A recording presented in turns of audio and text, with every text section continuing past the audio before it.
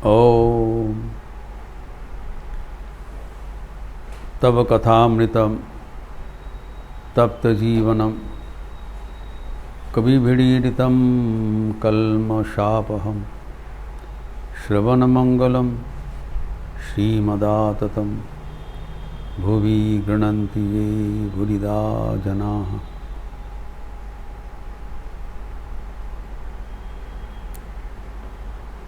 श्री श्री ठाकुर रामकृष्ण का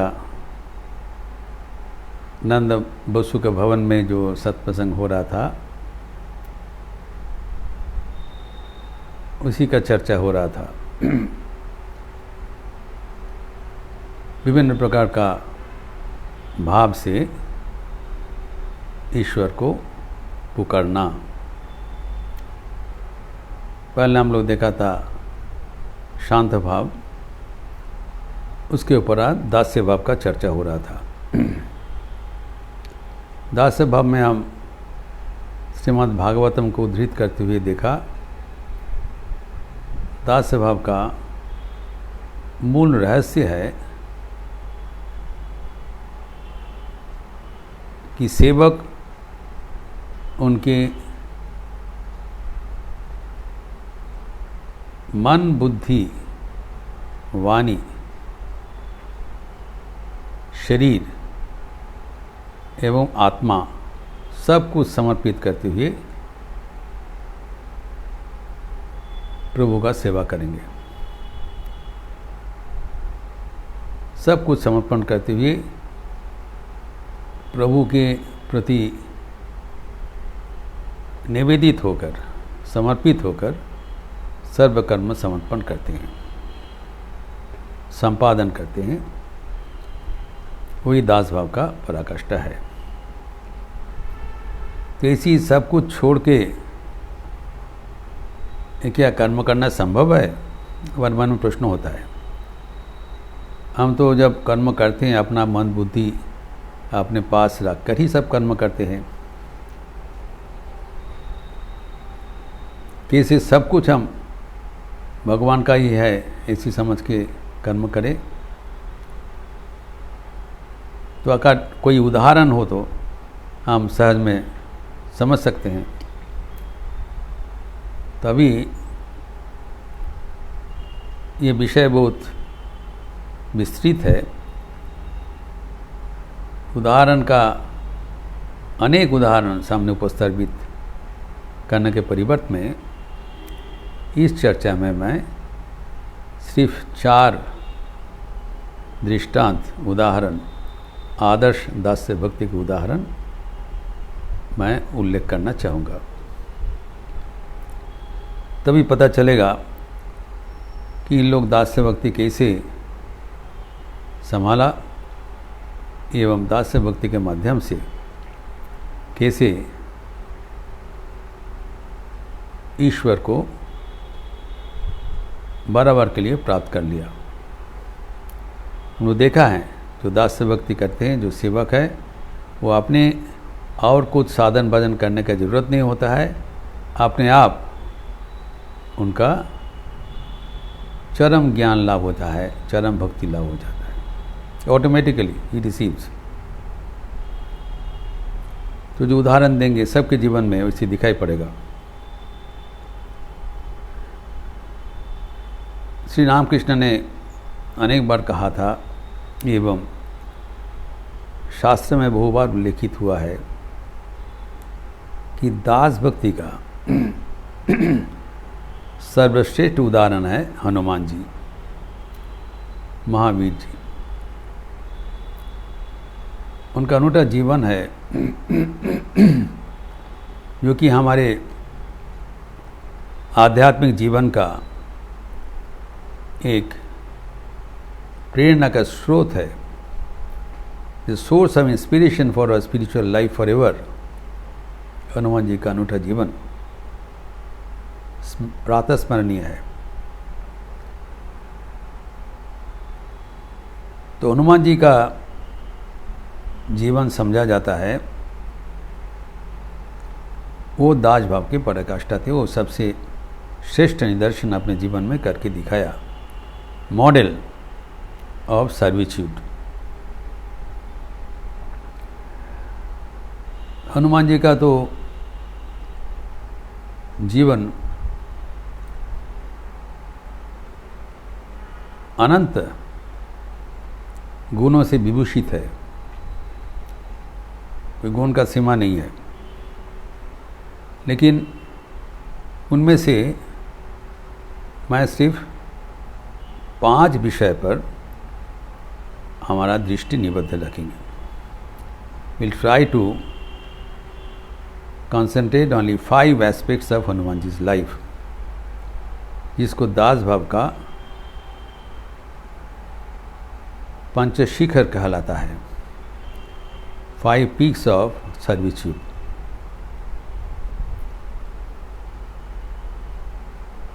तो दास भाव का पंचशिखा के आलोक में अगर हम ये पर्यालोचना करें तब यह भाव समझना सहज होगा। पहले भाव समझना चाहिए, प्रथम देख लिया जो दास भाव कितने महत्वपूर्ण है। दास भाव अपनाने से सब कुछ मिल जाता है, जीवन का आखिरी लक्ष्य आसानी से प्राप्त हो जाता है।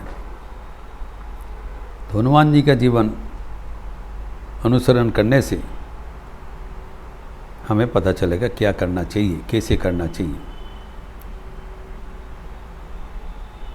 प्रथम जो हनुमान जी का जीवन का विशेषता है वह है इष्ट निष्ठा। प्रभु के प्रति समर्पण और एक ही प्रभु के प्रति समर्पण। इसमें अगर हम समझे ये डॉगमेटिज्म है तो मानना पड़ेगा, हाँ है। तो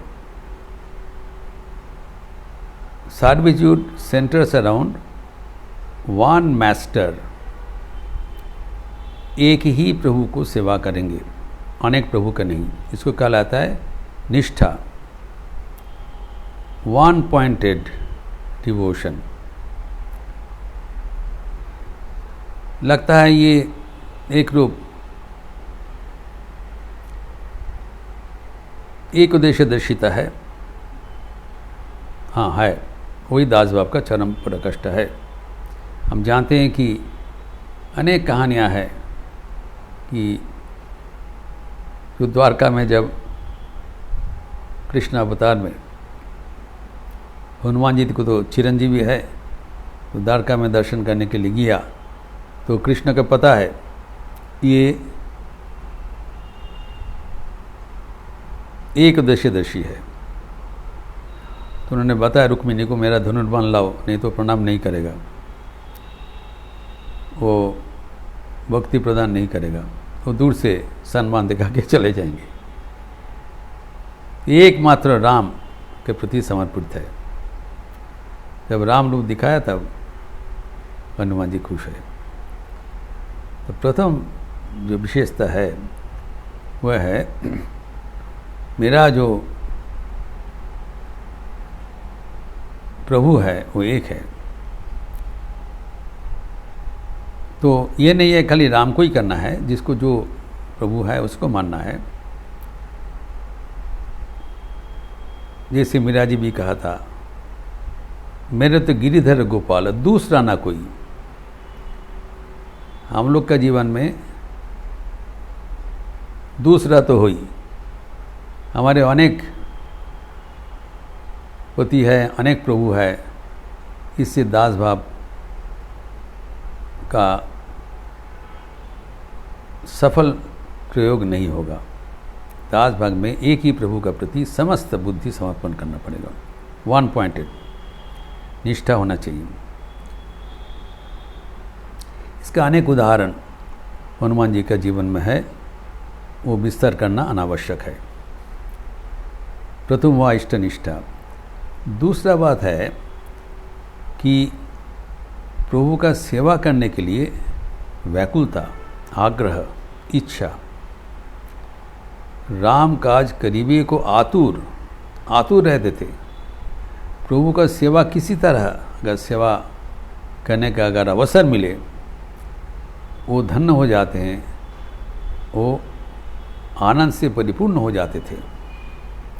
यह है द्वितीय बात कि सेवा करते हुए अपने को धन्य समझना, आनंद उत्पन्न होगा। हम जब कर्म करते हैं हम थक जाते हैं, बैगाठला काज हो जाए, वी बिकम टायर्ड, मोनोटोनस, ये कितना दिन करना पड़ेगा, ऐसी नहीं है। प्रभु का अगर कर्म होगा, कर्म करने से ही आनंद मिलेगा। We never get tired. दास भाव से अगर कर्म किया जाए, हनुमान जी के जीवन में कभी थकन नहीं हुआ, कभी क्लांति नहीं हुआ। क्यों? वो प्रभु का सेवा कर रहे हैं। प्रभु का कर्म बिना और दूसरा कोई कर्म नहीं करेगा। 1 पॉइंट, एक ही प्रभु का आज्ञा वहाँ है, और वो प्रभु का कर्म करते हुए उनका सदा तत्पर है, एवं कर्म जब तक समाप्त नहीं होता है वो चैन का सांस नहीं लेगा। ये उनका द्वितीय है, प्रभु का कर्म करने के लिए व्याकुलता एवं उस करने में उनका परिपूर्णता, आनंद। तीसरा है, वो प्रभु का सेवा करने के उपरांत और कुछ नहीं चाहते हैं। जो सेवा तभी होगा, मैं पहले भी चर्चा किया था, जब वो सेवा में ही समर्पित हो जाता है। Service for service sake, not for anything else. हम लोग जब सेवा करते हैं उसको बदले में कुछ चाहते हैं, वो सेवा नहीं है। दास भाव का प्रतीक हनुमान जी कभी भी आपने प्रभु का कर्म करते हुए उसके बदले में कुछ नहीं चाहा। कर्म करने में ही उनका आनंद है, उसके प्रतिदान में कुछ नहीं चाहिए। और जब कुछ नहीं चाहते हैं सब कुछ मिल जाता है। तो यह है चौथा आयाम। जब सेवा के लिए आप कुछ नहीं चाहेंगे, आपको सर्वोच्च सम्मान मिलेगा, सर्वोच्च सम्मान मिलेगा। ये स्वाभाविक है। हनुमान जी के जीवन में भी हम देखते हैं कि असाध्य साधन किया प्रभु का कर्म करते हुए। जो लक्ष्मण का जब वो बाण में धराशायी हो गया, नागपाश में आबद्ध हो गया, तो हनुमान जी किया क्या? लाए सजीवन लखन जी आए। वो सीधा चले गए गंधमादन पर्वत, वहाँ से विशल्य करनी पौधा है उसको उठा के लाया, पूरा गंधमादन पर्वत को उठा के लाया, और उसके माध्यम से लक्षण फिर पुनर्बार उनका जीवन मिल गया, जीवित हो गए। तो क्या हुआ? लाए सजीवन लखन जी आए, ऐसे कर श्रीपति कंठ लगाए। और जो स्वयं रामचंद्र ये उसको बधाई देते हुए, रघुपति की नहीं बहुत बधाई, तुम मम प्रिय भरत ही सम भाई, ऐसा कही श्रीपति कंठ लगावे, मन करुण बचन ध्यान जो लावे। तो ये उनको बधाई देते हुए, उनको सम्मान प्रदर्शन करते हुए स्वयं उनका प्रभु रामचंद्र उनको गले में लगा लिया। एक बंदर है, सेवक है, निकृष्ट जीवन है, वो कहाँ ऊंचाई में छलांग मार के चले गए।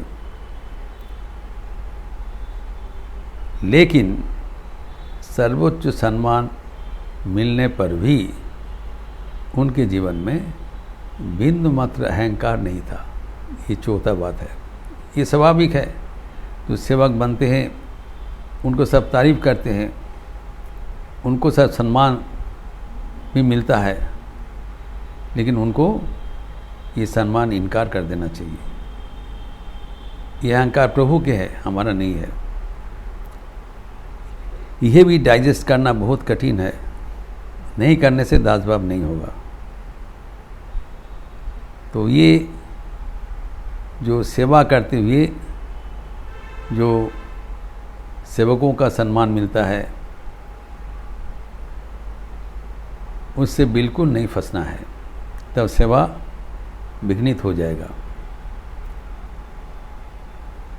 There is a no space of self complacence कि प्रभु मुझे सेवक रूप से चुने हैं, ये अहंकार होना बहुत ही स्वाभाविक है।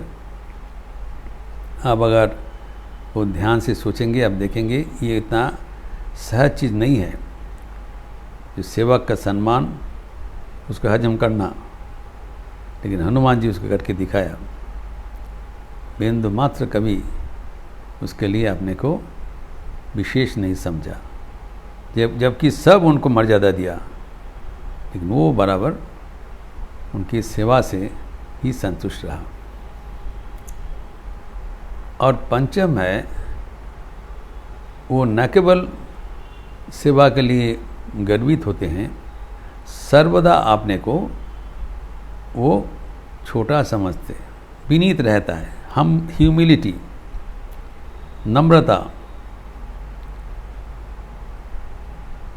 यत्र यत्र रघुनाथ कीर्तनम तत्र तत्र कृतमस्तकांजलि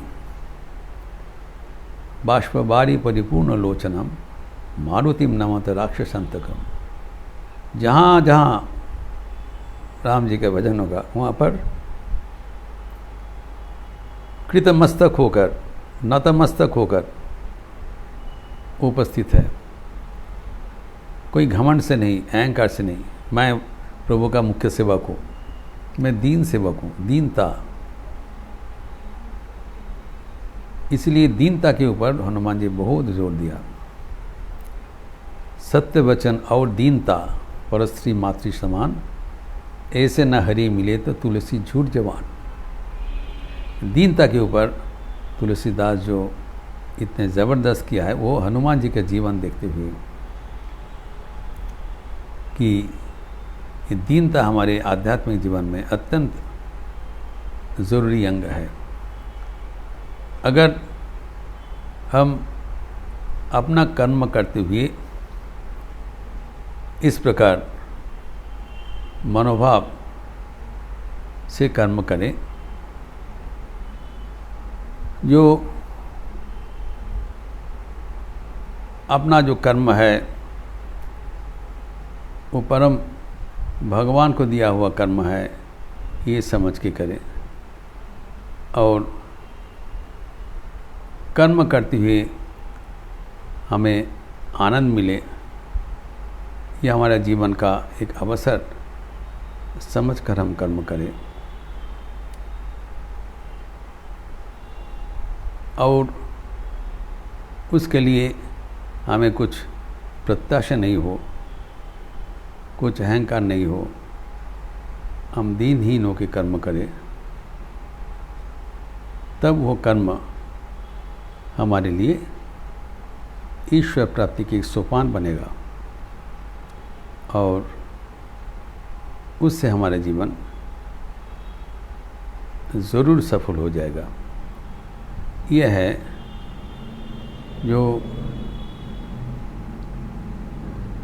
दास्य भक्ति का चरम उदाहरण जो हनुमान जी अपने जीवन में करके दिखाया, जो वो पालनीय है। और भी हम 3 उदाहरण प्रस्तुत करेंगे जिससे दास्य भक्ति का बारे में हमें परिष्कार एक चिंतन आ जाएगा। ओम शांति शांति शांति। हरि ओम तत्सत। श्री राम कृष्णार्पणमस्तु। आज रविवार का अवसर है। सुबह 10 बजे के बाद गॉस्पेल ऑफ श्री रामकृष्ण का प्रवचन है। शाम को 5:30 बजे युवाओं के लिए व्यक्तित्व विकास के सत्र है। निर्देशित ध्यान है 5 बजे से, क्योंकि आरती का समय थोड़ा पहले आ गया अभी। और